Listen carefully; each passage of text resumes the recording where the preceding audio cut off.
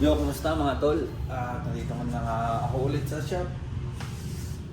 Oras ngayon ay alauna na at wala pa rin tayo na bebenta.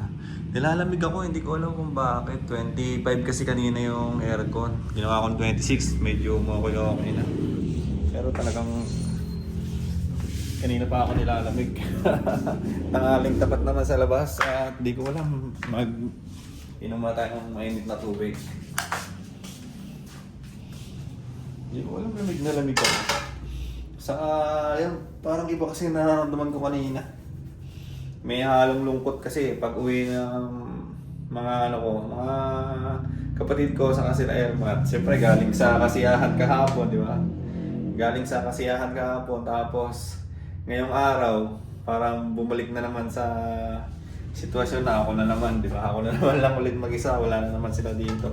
So yung bonding, siyempre, na ano ko kahapon, naranasan ko na naman yung saya, tapos umalis na naman sila. Kaya gano'n siguro, sumusumpong na naman yung ano ko. Iba yung nararamdaman ko kanina pag bago ako pumasok. Parang sumisikip na naman yung dibdib ko, so ay, ewan ko ba? Painit muna tayong tubig. Di na tayo nakakainom ng maligamgam na tubig simula nung simula nung ilang araw na rin. Kailan tayo ng maligamgam na tubig ngayon. Hindi ko alam, parang yung isip ko na naman. Ano na naman siya, isip na naman siya ng isip. Nag-overthink na naman siya sa mga bagay-bagay na hindi naman kailangan isipin. Hindi ko alam bigla na lang po sumasagi doon. Bigla na lang siya, yung iniisip niya ng iniisip, pero iniiba ko na nga yung isip ko kunwari pinopokus ko na yung squad, kanina naliligo ako. Yung isip ko talaga paiba-iba siya. Kung ano na pinag-iisip niya, hindi ko naman siya makontrol. Ginagawa ko yung kung ano yung nakikita ng mata ko, sinasabi ko sa isip ko. Kunwari ito, ano to, sabon to, ito, toothpaste to. Ginaganon ko siya kanina para malibang lang. Hindi ko alam ba't ganun na naman Dahil siguro nagugutom din ako kanina. Gutom din kasi ako kanina pag-gising ko Habang naliligo ako kung ano kung ano yung sumasagi sa isip ko Sabi nga nila, hindi tayo pwede magpagutom, di ba? Nag-inom kami kahapon. Pero isa yung nagano na naman sa akin, yung bigla na naman ako nalungkot. Pag-uwi, yung pag-gising ko, yung wala akong nakita, nakita sila mama, diba? Wala akong kasama doon. So parang bumalik lang siya. Pero saglit lang. Hindi naman tayo pwedeng tawag doon. Hindi naman natin sila lagi pwedeng kasama, di ba?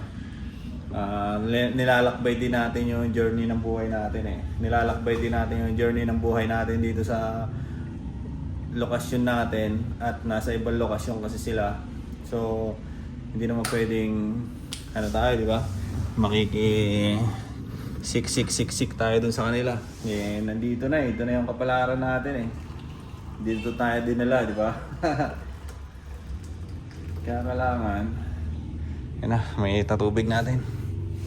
Kaya kailangan lulusutan natin yan dito. Saka masaya din ako kasi kahapon, nasobrahan ako sa saya. Kasi nga, kwento-kwentuhan kami, tapos nagiinuman. Tapos yung mga pinsan ko pa, nung nag-inom kami dun sa piyesta, nakasama ko pa yung mga pinsan ko, kwento-kwentuhan, gano'n. So, nagkaroon ulit ang kausap, ganyan. Ngayon, di ba? Biglang back to reality na naman ako, back to setup na naman. Wala pa kasi si baby, ang tagal ni baby. Kung kung sakali naman na mag-a-abroad ako, siguro naman sa abroad, meron kang mga kasama dyan, di ba? Mga kakilala, mga makikilala mo na makakasama mo sa isang company. Siguro kahit 5 kayong puro Pilipino, di ba? Okay na yun, at least meron kang makakausap kung sakali man na mag-a-abroad ka. Ngayon kasi, nasa Pilipinas ka nga, pero katulad nga, di ba? Walang bumibili, wala akong kausap. Sa bahay wala sila mama doon. Nandun si Mia, lagi naman pumapasok, parang balikatan lang kami. Pagka nandito ako, pasok siya ng school, di ba? Pasok siya ng school. Pagka nandito siya nagbabantay, wala siyang pasok sa school. Ibig sabihin, nandito siya at ako magpapahinga sa bahay. So ako na naman mag-isa, di ba? Ganun na naman yung setup. So parang minsan nalulungkot ako, natatakot ako pag mag-isa. Gumaganon lang siya, nabanggit ko nga nung nakaraan, nawawala siya pero bumabalik. Kaya na nating i-handle. Hindi na tayo yung magpapaano nung katulad nung una. Noong una naranasan ko yun, talagang natatakot talaga din ako eh. At para na rin ako mababaliw sa isipan ko. Pero hindi pa naman siguro. Normal pa tayo, di ba? Nakakapagsalita pa nga tayo eh. Nakakapag-vlog pa nga tayo. Alam pa natin yung mga pinagsasabi natin. Sa akin lang, parang diary ko lang naman kasi to. So, kung ano yung pakiramdam ko ngayon, kung ano yung nararamdaman ko ngayon, gusto ko lang siyang ilabas. Yan, ganun lang.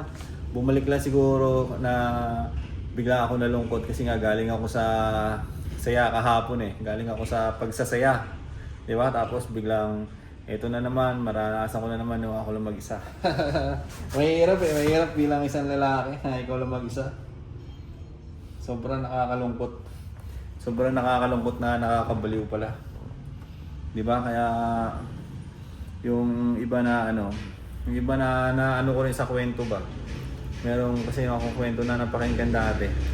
Isa siyang OFW, lalaki siya.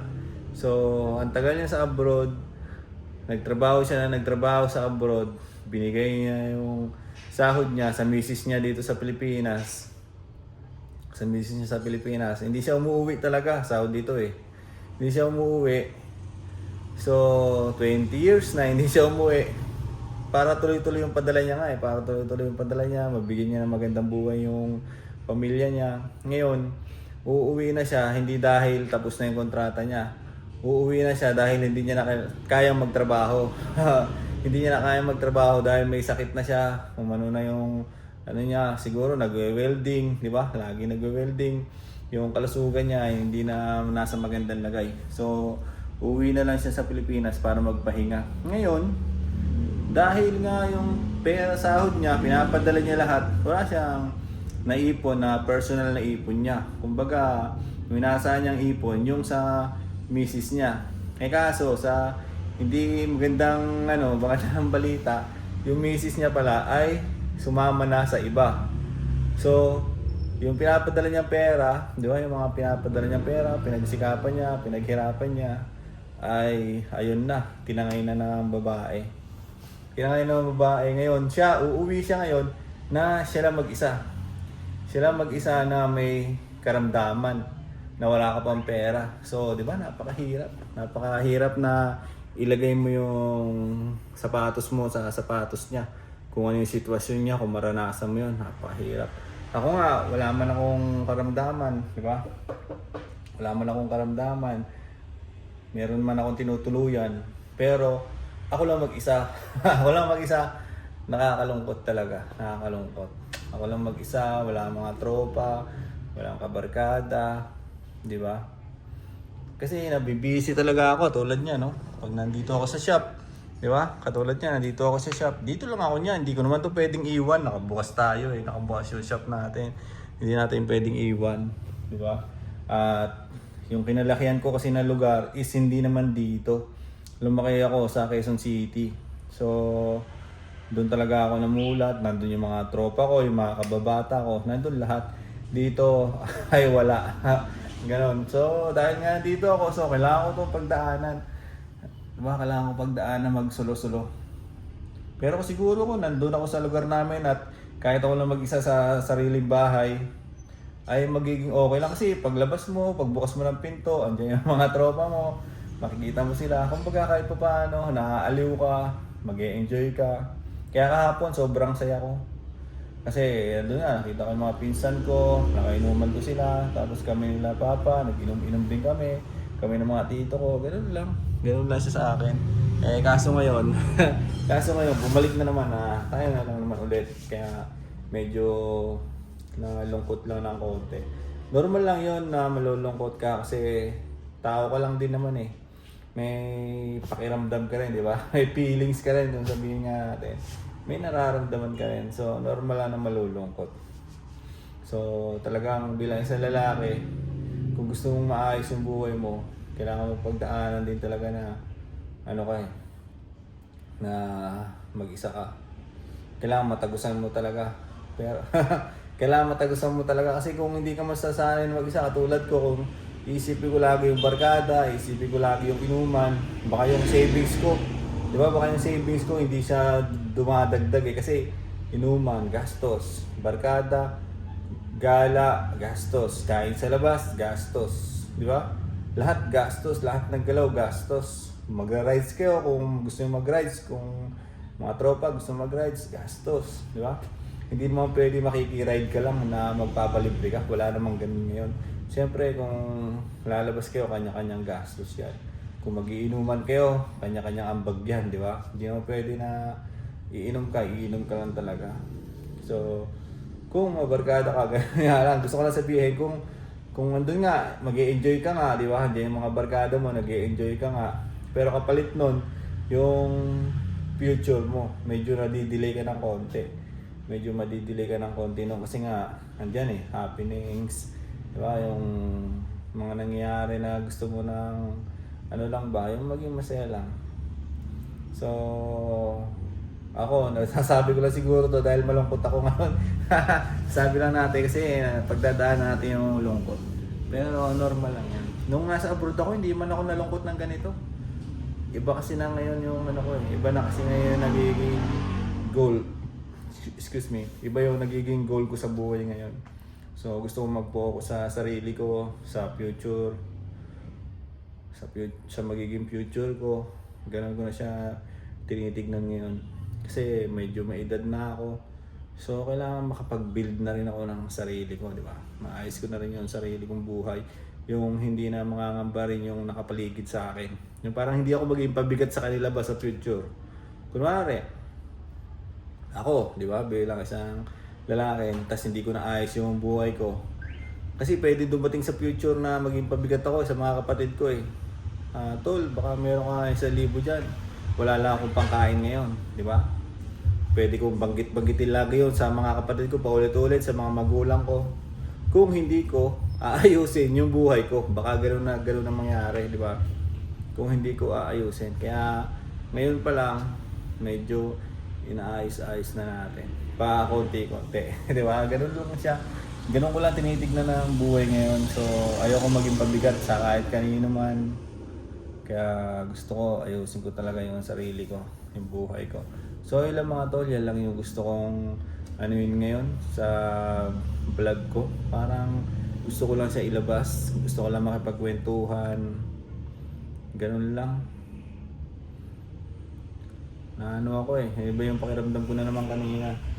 So, tiis-tiis lang muna habang wala pa si baby. Siguro naman, pag nandiyan na si baby, di ba, magiging ano na yung buhay natin. Mas magiging masigla na siya kasi nandiyan na yung partner natin, yung katuwang natin sa buhay. Di ba? So, yun lang mga tol. Hanggang dito na muna itong vlog-vlogan ko para sa ngayong araw. Bye-bye!